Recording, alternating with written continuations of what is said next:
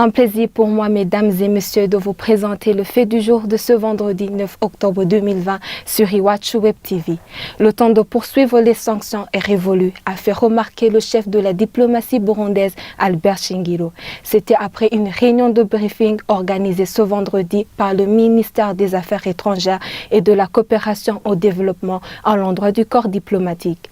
Selon le ministre Albert Shingiro, si les sanctions du Burundi perdurent, le pays pourra appliquer le principe de la réciprocité.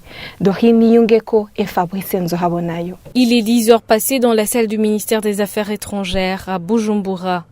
Presque tous les diplomates sont là. Ils sont là pour prendre part à une réunion de briefing. Albert Shingiro, le chef de la diplomatie burundaise, a donc donné les lignes directives sur lesquelles les partenaires doivent se baser pour travailler avec le Burundi. Selon le ministre des Affaires étrangères, le temps de poursuivre les sanctions est révolu. D'après lui, le Burundi pourrait appliquer à son tour le principe de la réciprocité à ces pays. Une minorité de pays qui ont pris des sanctions unilatérales, des sanctions injustes, des sanctions immorales contre le Burundi et le peuple burundais depuis 2015. Ces partenaires, j'ai insisté que le temps de poursuivre ces sanctions est révolu, qui doivent évoluer parallèlement avec ce qui se passe sur le terrain au Burundi. Les événements sont très positifs. Nous avons organisé des élections réussies au Burundi. Nous avons les institutions démocratiquement élues qui sont en place. Donc nous avons la paix, la stabilité, la sécurité entièrement maîtrisée dans tout le pays. Et si ces sanctions injustes arrivent à perdurer, malgré les progrès significatifs déjà enregistrés dans notre pays, que le Burundi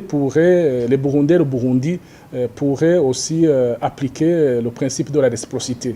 Ces pays ont aussi des intérêts ici qui peuvent être touchés par des sanctions prises par le Burundi.